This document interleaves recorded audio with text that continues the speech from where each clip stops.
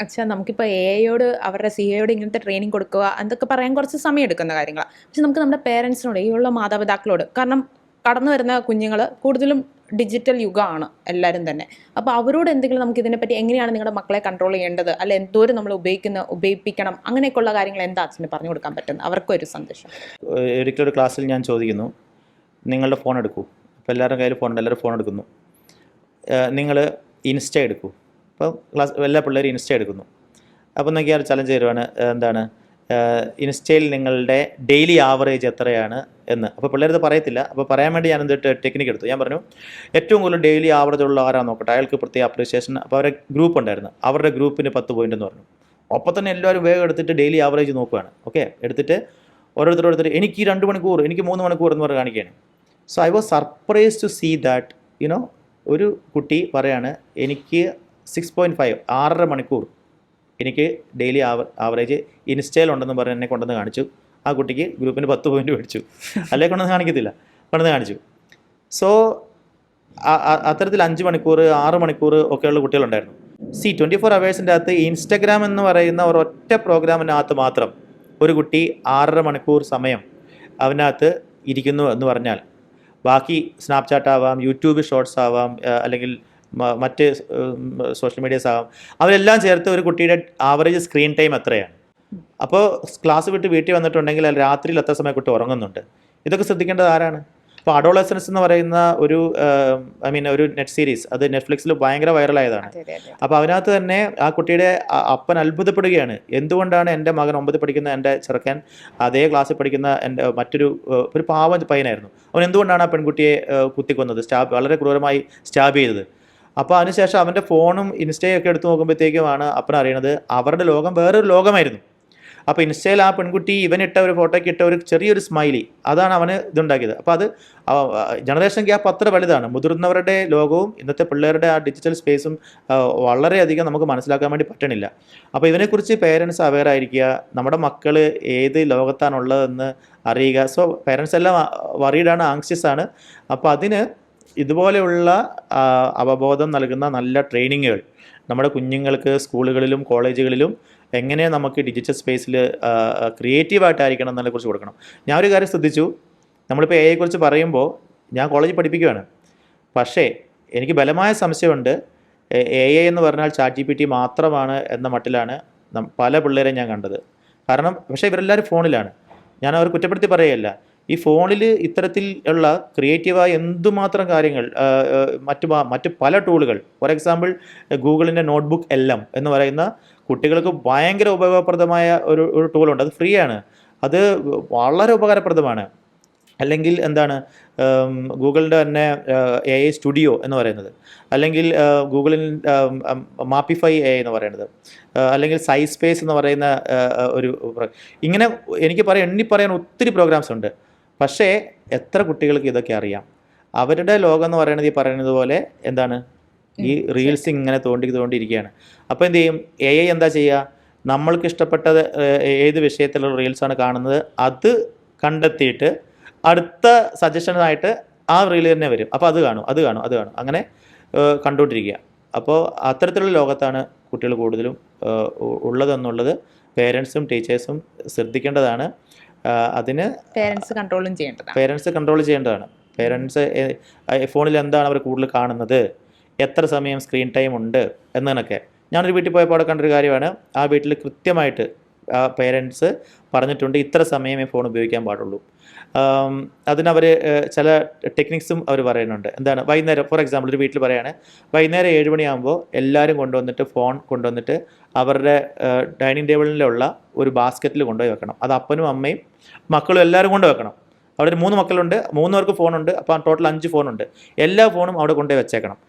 ആ ഫോൺ അവർക്കിനി ഒരുമിച്ചുള്ള പ്രാർത്ഥന, ഒരുമിച്ചുള്ള ഭക്ഷണം, അതിനുശേഷം ഒരുമിച്ച് കുറേ നേരം സംസാരം, ഒരുമിച്ച് അവർ TV ഒരു പ്രോഗ്രാം വല്ലതും കാണുന്നു, അതിനെല്ലാം ശേഷം 9:30 അല്ലെങ്കിൽ ആ സമയത്ത് മാത്രം 2-2.5 മണിക്കൂർ ആ സമയത്ത് മാത്രം എല്ലാവരും വീണ്ടും അവരുടെ ഫോൺ എടുക്കുന്നു. അതുവരെ ഫോൺ സ്വിച്ച് ഓഫ് ആയിരിക്കും, അല്ലെങ്കിൽ സൈലൻറ്റ് മോഡിലായിരിക്കാം. അതൊരു ഫാമിലിക്ക് വേണ്ടിയുള്ള ഒരു സമയമാണ്. അതുപോലെ തന്നെ അവർ ചില വീക്കെൻഡിൽ എന്ത് ചെയ്യുന്നു, അവർ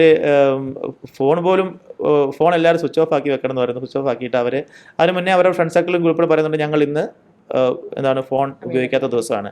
സോ ഇന്നൊരു നോൺ ഫോൺ ഡേ ആയിട്ട് പ്രഖ്യാപിക്കുകയും അവർ ഒരുമിച്ചൊരു 1 ഡേ ട്രിപ്പ് പോകുന്നു. സത്യത്തിൽ ഇപ്പോൾ 1 ഡേ ട്രിപ്പ് പോകുമ്പോൾ പോലും എന്താ സംഭവിക്കുക? പലയിടത്തും പറ എന്താ സംഭവിക്കുക? 5 പേര് 3 കുട്ടികളും ഭാര്യയും ഭർത്താവിൻ്റെ ഫോണിൽ പോകാം. അവരിങ്ങനെ ഫോണിൽ കാരണത്തിരിക്കുന്നതാണെങ്കിൽ തന്നെ എല്ലാവരും അവരുടെ ഫോൺ നോക്കിക്കൊണ്ടിരിക്കുന്നു. അവിടെ ചെന്നിറങ്ങി ഓരോരുത്തർ ഓരോ സ്പോട്ടിൽ പോയി സെൽഫി എടുക്കുന്നു. എല്ലാവരും അത് എടുത്തുകൊണ്ടിരിക്കുന്നു. എല്ലാവരും അപ്പം തന്നെ സോഷ്യൽ മീഡിയ ഷെയർ ചെയ്തുകൊണ്ടിരിക്കുന്നു. അത് സ്നാപ്ചാറ്റിൽ ഇട്ടുകൊണ്ടിരിക്കുന്നു. അപ്പം തന്നെ അവർ അതിൻ്റെ സ്റ്റാറ്റസ് മാറ്റിക്കൊണ്ടിരിക്കുന്നു, റീൽ ഇട്ടുകൊണ്ടിരിക്കുന്നു. സോ എല്ലാവരും അവരുടെ ഒരു ഡിജിറ്റൽ സ്പേസിൽ പോയിക്കൊണ്ടിരിക്കുക. എന്നാൽ ഒരുമിച്ച് പോയത് ഫാമിലി ടൂറാണ് അല്ലേ? അതൊന്ന് 1-2 പിക്ചർ എടുത്തിട്ട് ഫോൺ എല്ലാവരും സ്വിച്ച് ഓഫ് ആക്കി കാറിൽ വെച്ചിട്ട് അവർ പ്രകൃതി കാണട്ടെ. മെമ്മറികൾ മനസ്സിലാണ് പിന്നെ കൊണ്ടുവരേണ്ടത്, ഫോണിൽ മാത്രമല്ല. ഇതെല്ലാം തൃശ്ശൂർ പൂരം നടന്നുകൊണ്ടിരിക്കുകയാണ്. അപ്പോൾ ആളുകളെല്ലാം ഇങ്ങനെ നിന്നുകൊണ്ട് എല്ലാവരും ഫോൺ ഇങ്ങനെ പൊക്കി പിടിച്ചുകൊണ്ട് എന്ത് ചെയ്യുന്നു? ഈ വെടിക്കെട്ട് ഫോണിൽ കുഞ്ഞു ഫോണിൽ ഷൂട്ട് ചെയ്യുക. അപ്പോൾ ഞാൻ കണ്ടാണ് എല്ലാവരുടെ കണ്ണുകൾ ഈ ഫോണിൻ്റെ കുഞ്ഞു സ്ക്രീനിൽ മാത്രമാണ്. അത് ഇത്രയും മനോഹരമായ കാഴ്ച അവർ കാണുന്നത് കണ്ണ് തുറന്ന് ആകാശത്തേക്ക് നോക്കിയല്ല, ഫോണിൻ്റെ കുഞ്ഞു സ്ക്രീനിൽ മാത്രം കണ്ടുകൊണ്ടിരിക്കുക. എന്നിട്ട് പിന്നെ അത് മുഴുവൻ എടുത്തിട്ട് അപ്പോൾ തന്നെ സോഷ്യൽ മീഡിയയിലെല്ലാം ഇട്ട് ഞാൻ അവിടെ ഉണ്ടായിരുന്നു, ഞാനും ഇത് കണ്ടതാണ് ഇട്ടിട്ട് പിന്നീട് എത്ര സമയം നമ്മളത് കാണുന്നുണ്ട്. അങ്ങനെ റിയൽ ലൈഫിലുള്ള നല്ല നല്ല ആസ്വദിക്കേണ്ട ഒത്തിരി മോമെൻറ്റ്സ്, ഒരു സൂര്യോദയമാകട്ടെ സൂര്യാസ്തമയമാകട്ടെ, ഇപ്പോൾ ഈ പറഞ്ഞ പോലെ ഒരു തൃശ്ശൂർ പൂരത്തിൻ്റെ വെടിക്കെട്ടാവട്ടെ, ഒക്കെ നമ്മൾ ഇത്തരത്തിൽ നമ്മൾ ഫോണിൻ്റെ കുഞ്ഞു സ്ക്രീനിലേക്ക് മാത്രം മാറ്റിയിട്ട് നമ്മളതിൻ്റെ റിയൽ ലൈഫിൽ ആ ഒരു മോമെൻറ്റ് നമുക്ക് മിസ് ചെയ്യുന്നുണ്ട്. ഞാൻ കുറച്ച് വിഷയത്തിൽ നിന്നൊക്കെ മാറിപ്പോയിട്ടുണ്ട്. പറഞ്ഞു വന്ന എയുടെ കാര്യത്തിൽ നിന്ന് വന്നിട്ട് അല്പം ഒന്ന് ഇതിലേക്ക് ഇതിനോട് പോലെ തന്നെയാണ്. പണ്ട് സോഷ്യൽ മീഡിയ ആയിരുന്നു, ഫേസ്ബുക്ക് ഇൻസ്റ്റാഗ്രാം ഇങ്ങനെ തോണ്ടിക്കൊണ്ടിരിക്കാതെ എന്ന് എന്തേലും പറയും. ഇപ്പൊ അതൊക്കെ മാറി. ഇനി ഇപ്പം പറയുവാണെങ്കിൽ ഇനിയിപ്പോ ഫോട്ടോ ഇട്ട് കളിക്കാതെ എന്ന് പറയേണ്ട അവസ്ഥയിലോട്ട് വന്നു കഴിഞ്ഞു. അപ്പം ഇതെന്താണ് അച്ഛൻ പറഞ്ഞ പോയിന്റ് ഭയങ്കര വാലിഡ് ആയിട്ടുള്ള ഒരു കാര്യമാണ്. തീർച്ചയായിട്ടും പാരന്റ്സിന് ഇത് കേൾക്കുമ്പോൾ വാലിഡ് ആയിട്ടുള്ള ഒരു കാര്യമാണ്. ഒരു കാര്യം കൂടി കൂട്ടിച്ചേർക്കാം. ഞാൻ അടുത്തിടെ വായിച്ച ഒരു പുസ്തകം, ഇത് നമ്മളിപ്പോൾ പറഞ്ഞ വിഷയം വളരെ കാലിക പ്രസക്തമായതുകൊണ്ടും ഒത്തിരി യൂത്തോ കുട്ടികളോ പേരൻസോ ഒക്കെ ഇത് കേൾക്കുന്നത് കൊണ്ടും ആണ് ഞാനിത് പറയുന്നത്. അത് ദ ആങ്ഷ്യസ് ജനറേഷൻ എന്ന പുസ്തകം ഞാൻ നേരത്തെ മെൻഷൻ ചെയ്തു. അതിൻ്റെ അകത്ത് അദ്ദേഹം പറയുന്ന ഒരു പോയിന്റ് എല്ലാവരും ശ്രദ്ധിക്കണം. ഒന്ന്, പ്ലേ ബേസ്ഡ് ജനറേഷൻ എന്നതിനകത്തുനിന്ന് ഇപ്പോൾ ഫോൺ ബേസ്ഡ് ജനറേഷൻ എന്നതിലേക്ക് മാറിയിട്ടുണ്ട്. അതായത് നമ്മുടെയൊക്കെ കുട്ടിക്കാലത്ത്, ഞങ്ങളെ കുട്ടിക്കാലത്ത് സ്കൂൾ വിട്ട് വന്നാൽ അപ്പം തന്നെ ബാഗ് കൊണ്ട് വലിച്ചെറിഞ്ഞ് നേരെ നമ്മൾ റോഡിലേക്ക് പോയിട്ട് അയൽപക്കത്തുള്ള പിള്ളേരെല്ലാം വന്ന് അവിടെ എന്തെല്ലാം കളികളിൽ ഏർപ്പെടുമായിരുന്നു അല്ലേ? അപ്പം നമുക്ക് സോഷ്യലൈസേഷൻ, നമ്മൾ ഉരുണ്ട് വീഴുമായിരുന്നു, മുട്ടുപൊട്ടുമായിരുന്നു, പരിക്കൊക്കെ പറ്റുമായിരുന്നു, ചോര പൊടിയുമായിരുന്നു, ഒന്നുമില്ല. അതെല്ലാം കഴിഞ്ഞ് നമ്മൾ വൈകുന്നേരം രാത്രി കുളിച്ച് തിരിച്ചു വന്നു. സോ നമുക്ക് അത്തരത്തിൽ നമ്മൾ എന്താണ് കൊണ്ടും കൊടുത്തും സോഷ്യലൈസ് ചെയ്തും നമുക്ക് ആ ഒരു വലിയ സോഷ്യൽ സ്കിൽ ഉണ്ടായിരുന്നു. എന്ത് പ്രശ്നങ്ങൾ വന്നാലും അതിനെ നേരിടാനും ഒക്കെ. നമ്മളെ ലോകത്തെ പട്ടി നമ്മളെ കടിക്കാൻ വേണ്ടിയിട്ട് ഓടിച്ചു, നമ്മൾ ഓടിപ്പോയി രക്ഷപ്പെട്ടു. അങ്ങനെ നമുക്ക് സർവൈവിങ് സ്കിൽസ് ഒത്തിരി ഉണ്ടായിരുന്നു അല്ലേ? എന്ത് പ്രശ്നത്തെ സർവൈവ് ചെയ്യാനൊക്കെ ഉണ്ടായിരുന്നു. സോ ഇന്നിപ്പോൾ എന്താണ്, എല്ലാവരും അവരുടെ മുറി കയറി ഇരുന്നിട്ട് ഫോണിലുള്ള ഗെയിംസ് കളിച്ചുകൊണ്ടിരിക്കുന്നു, റീൽസ് കണ്ടുകൊണ്ടിരിക്കുന്നു. സോ സംഭവിച്ചിരിക്കുന്ന 3-4 കാര്യങ്ങളാണ്. ഒന്ന് എന്ന് പറയുന്നത്, ഈ പറയുന്നത് പോലെ എല്ലാവരും അവരിലേക്ക് അങ്ങ് ചുരുങ്ങി. അതുകൊണ്ട് ഒത്തിരി ആങ്സൈറ്റി, ജസ്റ്റ് ഒരു പ്രോബ്ലമാറ്റിക് ആയിട്ടുള്ള സിറ്റുവേഷൻ വന്നാൽ, പരീക്ഷയ്ക്കൊന്ന് ഇച്ചിരി മാർക്ക് കുറഞ്ഞു പോയി, അല്ലെങ്കിൽ നല്ലൊരു ഫ്രണ്ട് എന്നോടൊന്ന് കൂട്ടുകെട്ടി, അങ്ങനെയുള്ള കാര്യങ്ങൾ ഭയങ്കര ഡിപ്രസ്ഡ് ആവുകയാണ്. അപ്പോൾ പണ്ടൊക്കെ സ്കൂളുകളിലോ കോളേജുകളിലോ ഒരു കൗൺസിലർ എന്ന് പറയുന്ന ഒരു പോസ്റ്റൊന്നും ഇല്ലായിരുന്നു.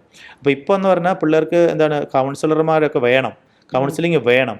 അല്ലെങ്കിൽ എന്താണ് പെട്ടെന്ന് തന്നെ എനിക്ക് പണ്ടൊക്കെ ഡിപ്രഷൻ എന്ന് പറയുന്ന വാക്ക് പോലും ഇല്ലായിരുന്നു. ഇപ്പൊ എനിക്ക് ഡിപ്രഷനാണ് എന്നൊക്കെ പറഞ്ഞു. ഇന്ന് പോലും ഒരു കുട്ടി എൻ്റെ അടുത്ത് എനിക്ക് സംസാരിക്കണം ഡിപ്രഷനാണ് എന്ന് പറഞ്ഞ വരുന്ന, ഞാനിങ്ങനെ തോന്നിയിട്ടുണ്ട്, ഇങ്ങനെ ഡിപ്രഷൻ ആണോ അതിന്റെ യഥാർത്ഥ അർത്ഥം പോലും അറിയത്തില്ലായിരിക്കും. കാരണം അതൊരു ഫാഷൻ പോലെയാ. എനിക്കൊരു ഡിപ്രസ്ഡ്, ഐ എം ഡിപ്രസ്ഡ് എന്ന് പറഞ്ഞ് അങ്ങ് ചുമ്മാ നടക്കുന്നു. അല്ല, അവര് മരുന്ന് കഴിക്കുന്നുണ്ടെന്ന് കൂടി പറയുന്ന കൂടി ഒരു ഫാഷനാവാണ്. ഞാൻ അതിനെ കുറച്ച് നാളെ മരുന്ന് കഴിക്കുന്നുണ്ട്. നമ്മുടെയൊക്കെ എൻ്റെ കുട്ടിക്കാലത്ത് ചിന്തിക്കാൻ പറ്റത്തില്ല. നമുക്കൊക്കെ എന്തെങ്കിലും അടി കിട്ടിയിട്ടുണ്ട് പേരൻസിൻ്റെ അടുത്ത് അല്ലെങ്കിൽ ടീച്ചേഴ്സിൻ്റെ അടുത്ത് നിന്ന്. ഇന്നൊക്കെ അവർക്ക് ഇങ്ങനെ ഇത്രയും ഡിപ്രഷൻ വരാൻ വേണ്ടി എന്നാൽ അവർക്ക് എത്ര വഴക്ക് കിട്ടുന്നുണ്ടോ, അടി കിട്ടുന്നുണ്ടോ? ഒന്നുമില്ല. എന്തുമാത്രം പ്രൊട്ടക്റ്റഡ് ആണ് അവർ, എന്തുമാത്രം സാഹചര്യങ്ങളും അവസരങ്ങളെല്ലാം ഉണ്ട്. ഈ പറയുന്ന ഫോണും കാര്യങ്ങളും എല്ലാ ടെക്നോളജികളും എല്ലാം അവൈലബിൾ ആണ്.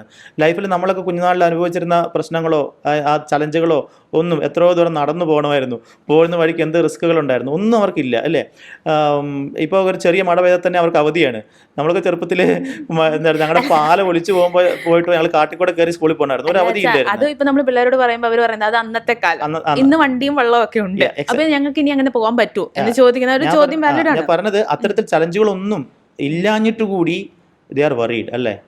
അപ്പോൾ ഞാൻ പറഞ്ഞു വന്നത്, ഈ ടെക്നോളജിയിലേക്ക് വല്ലാതെ മാറുന്നിടത്ത് വേറൊരു വശത്ത് ഈ പറയണ ഹ്യൂമൻ റിലേഷൻഷിപ്സിലും റിയൽ പീപ്പിളിനോട് കമ്മ്യൂണിക്കേറ്റ് ചെയ്തും എന്താണ് അത്തരത്തിലുള്ള കാര്യങ്ങളിൽ നിന്ന് കിട്ടേണ്ട കുറേ കാര്യങ്ങൾ മിസ് ചെയ്യുന്നുണ്ട് എന്നതിനെക്കുറിച്ചാണ് ആ പുസ്തകം. അത് വളരെ ഐ ഓപ്പണിംഗ് ആയിട്ടുള്ള ഒരു പുസ്തകമാണെന്ന് എനിക്ക് തോന്നി.